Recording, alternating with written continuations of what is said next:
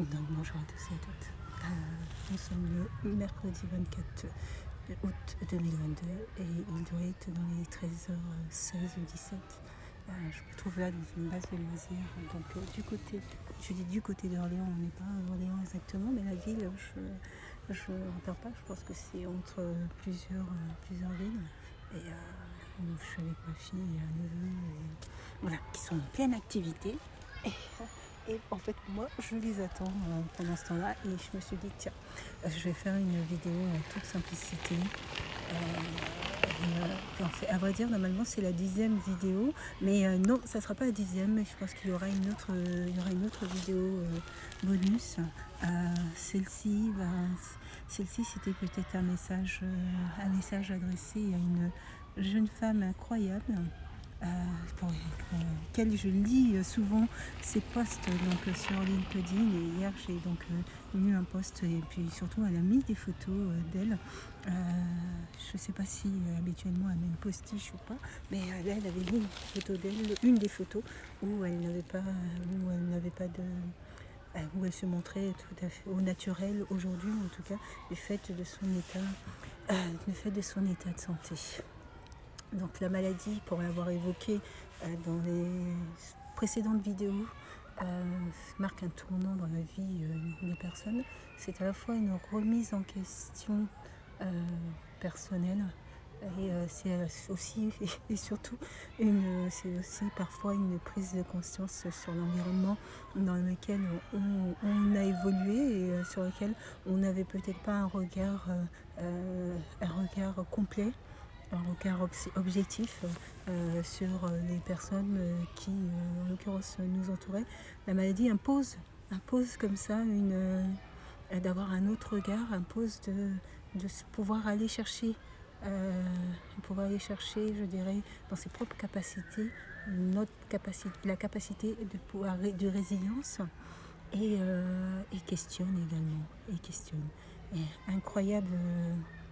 incroyable parcours que je ne souhaite à personne. Je l'ai dit souvent, on est tous un peu égaux face à la maladie, sauf quand elle provient éventuellement d'actions menées par des hommes, mais face à la maladie, voilà, je dirais classique.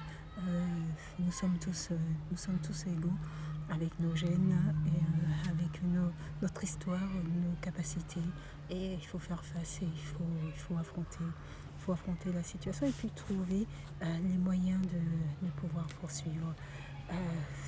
Incroyable parcours, je pense, depuis 2018 pour beaucoup d'entre vous, que pour la plupart d'entre vous ont très bien évolué. Malheureusement, il y en a dont les informations proviennent un peu moins, je dirais.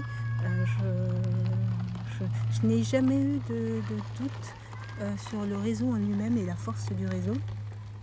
Au contraire, je le dis souvent, ce qui n'apparaît pas forcément directement sur le réseau, parfois a de l'impact sur d'autres aspects de notre vie.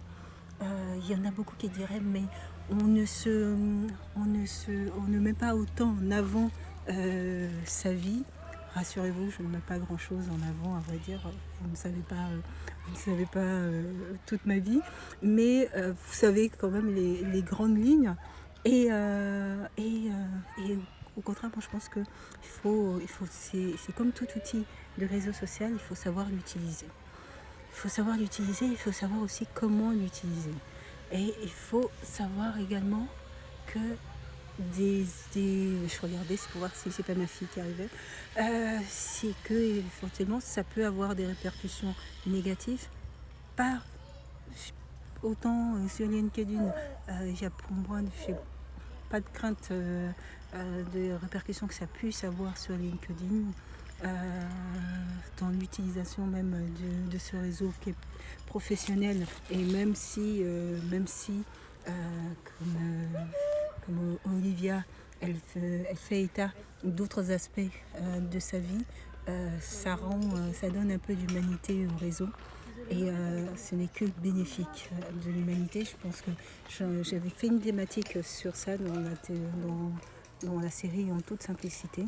C'est faire du réseau une plus-value aussi sur le plan humain, et faire en sorte qu'on puisse, on puisse aller au-delà simplement de la simple apparence, celle qui veut qu'on ait une image très lissée, de sorte à pouvoir plaire un maximum. La vie est faite de haut et de bas. Des fois on est content, des fois on est moins content. Ça arrive d'être mécontent, ça arrive d'être en colère. Je connais très peu de personnes qui ont toujours des humeurs linéaires. Et c'est aussi apprendre à connaître véritablement la personnalité des personnes. Et c'est ça qui fait aussi une richesse dans les échanges et dans les interactions avec les personnes.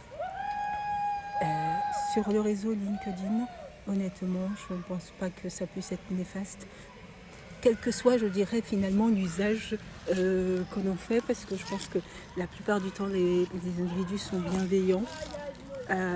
Rares sont les individus qui sont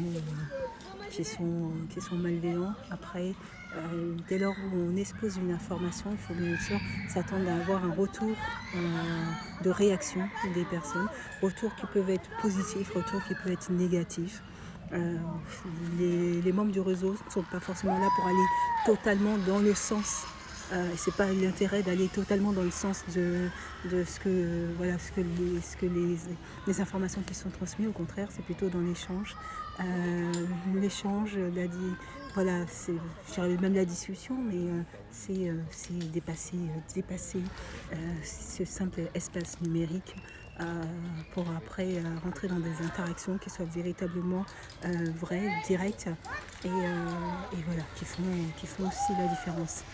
Je le redis, ce qui ne paraît pas tangible sur le plan numérique a des aspects positifs sur l'extérieur, parce que les éléments qui sont transmis, même si des fois on les survole, mais ça il y a des informations. Quand on prend le temps de lire une information, elle est ancrée quand même dans l'esprit, et ça permet aussi de connaître un peu les hobbies, les passions de chacun et chacune, et dans nos échanges, et voilà, ça rend aussi intéressant le réseau. Faire de notre réseau un réseau humain, où l'individu prime au-dessus de tout, et avec ses difficultés, ses hauts et ses bas, ses interactions, c'est la vie. C'est la vie, tout simplement. C'est la vie.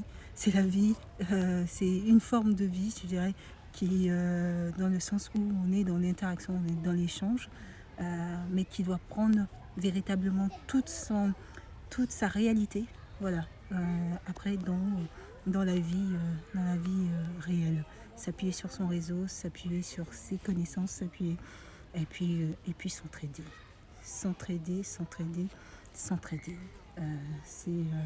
C'est primordial de pouvoir s'entraider, et d'avoir cette effervescence, je dirais, de réflexion, et sur la vie, sur les dispositifs, sur les lois, parce qu'un réseau se mobilise sur une action. Généralement, ça a ses effets, mais je pense qu'on a la chance d'avoir un réseau suffisamment fort pour pouvoir aussi revendiquer, contester, dénoncer, et c'est ça la force du réseau.